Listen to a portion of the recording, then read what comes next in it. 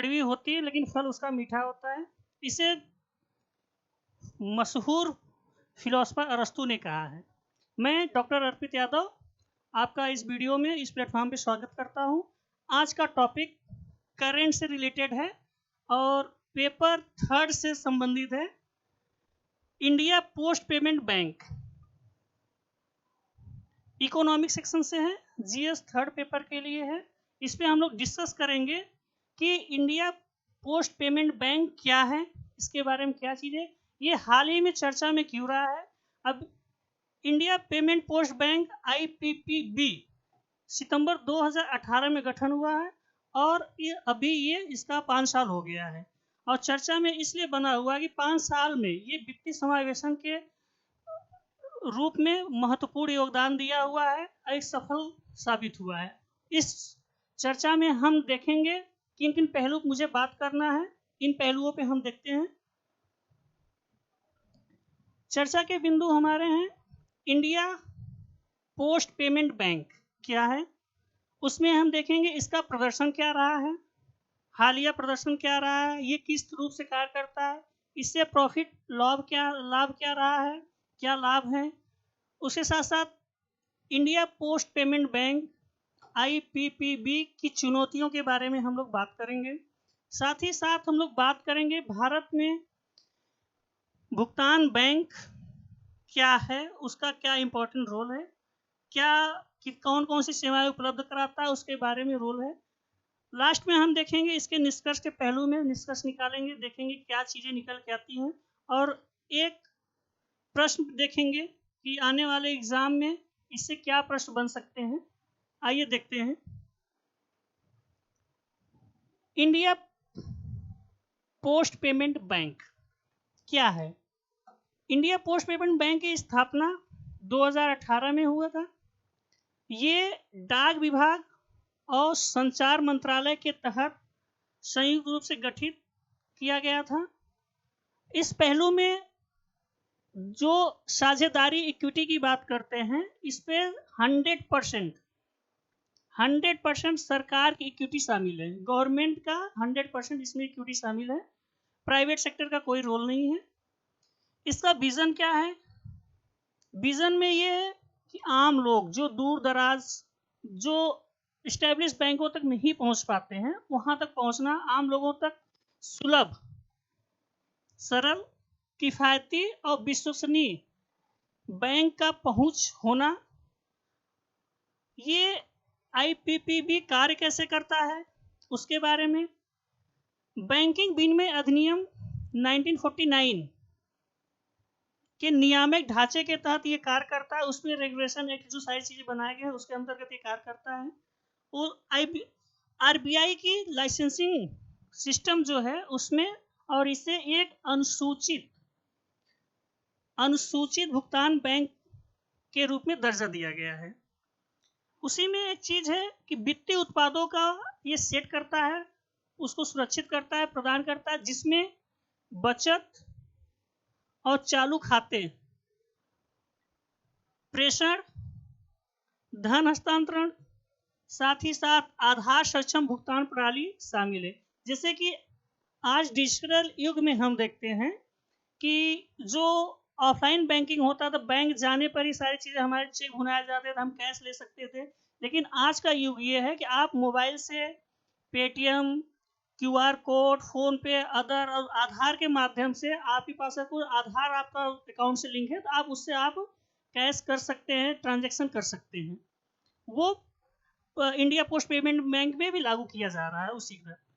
इसमें जो खाते हैं, खाते के प्रकार, ये 3 प्रकार के खाते को सुचारू रूप से चालू करता है और ग्राहकों तक पहुंचाने का काम करता है।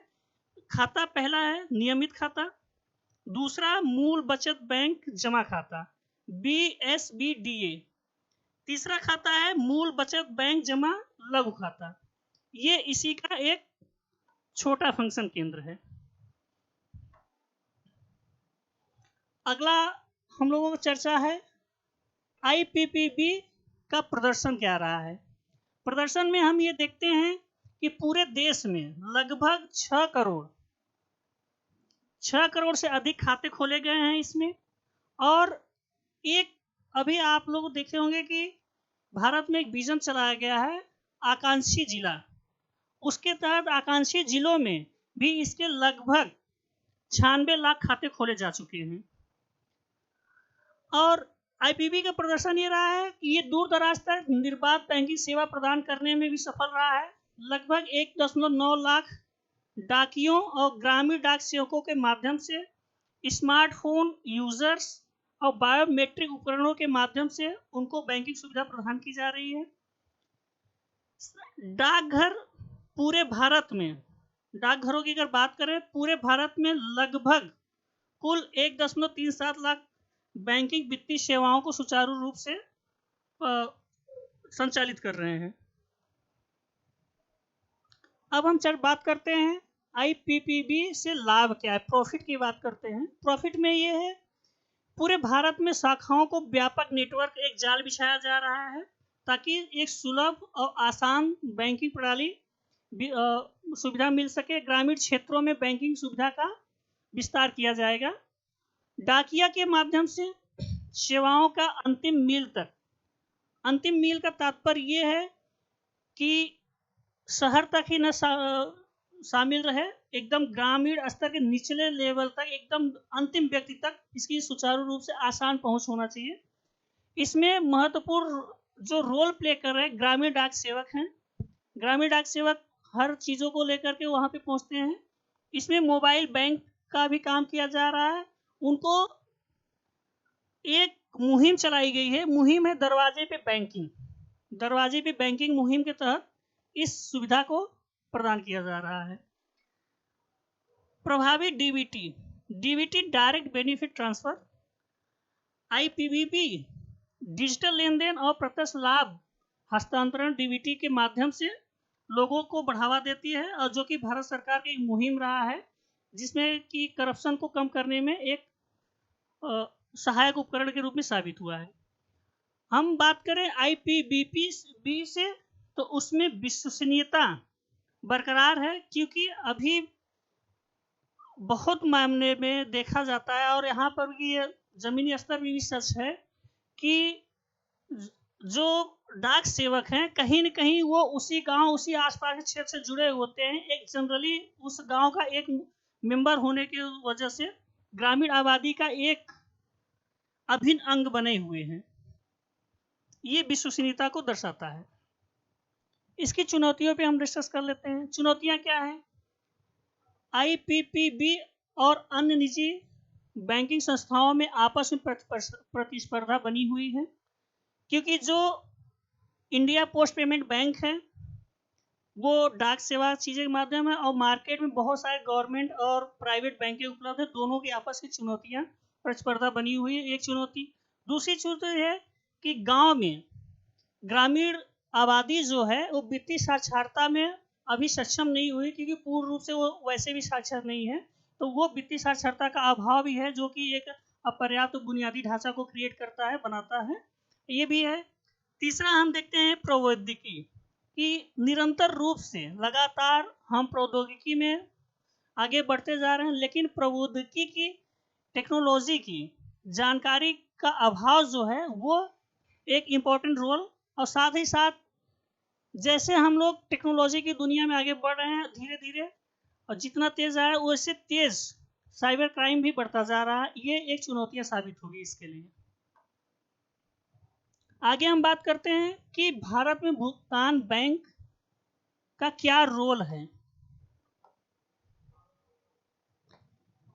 रोल की बात करें कि भारत में भुगतान बैंक का रोल क्या है, क्यों उसे लाया गया था, तो निम्न आय समूहों और छोटे व्यवसायों को कवर करने के लिए उन्हें सेवा उपलब्ध कराने के उद्देश्य से नचिकेत मोर समिति 2013 गठित की गई थी। उसी के अनुशंसा पे भारत में भुगतान बैंक का स्थापना की गई। भारत में भुगतान बैंक 1 लाख रुपए तक की मांग जमा स्वीकार कर सकती है, इससे अधिक का नहीं। और साथ ही साथ ये जो सेवाएं उपलब्ध कराती है, मोबाइल भुगतान से खरीदारी की जा सकती है, ऑनलाइन चीज़ों के, एटीएम डेबिट कार्ड जारी करती है, नेट बैंकिंग की सुविधा देती है, और थर्ड फेज में फंड ट्रांसफर सेवाएं उपलब्ध कराती है।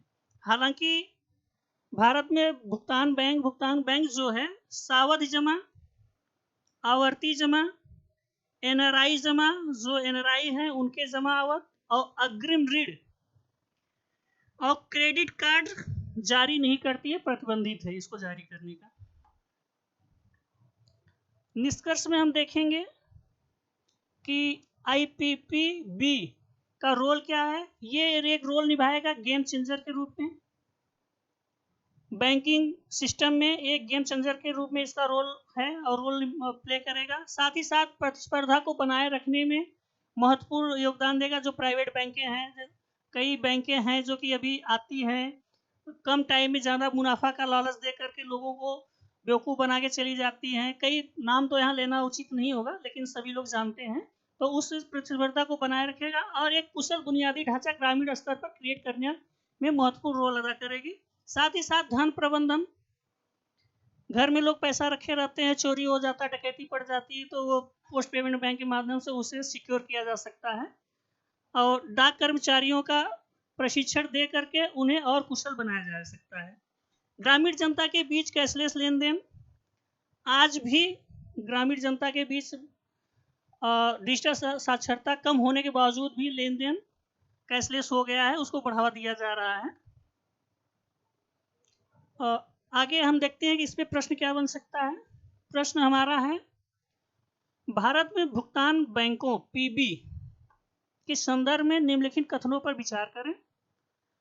पहला आपका क्या कहता है कि यह नचिकेत मोर समिति की सिफारिशों पर आधारित है। दूसरा है, ये सावधि जमा स्वीकार कर सकते हैं और क्रेडिट कार्ड जारी नहीं कर सकते हैं। आपको आंसर देना है उपर्युक्त दिए गए कथनों में से कौन सा से सही है। केवल एक, केवल दो, एक और दो, दोनों, न तो एक न तो दो। क्रेडिट कार्ड जारी नहीं कर सकते हैं, इसमें दोनों सही है।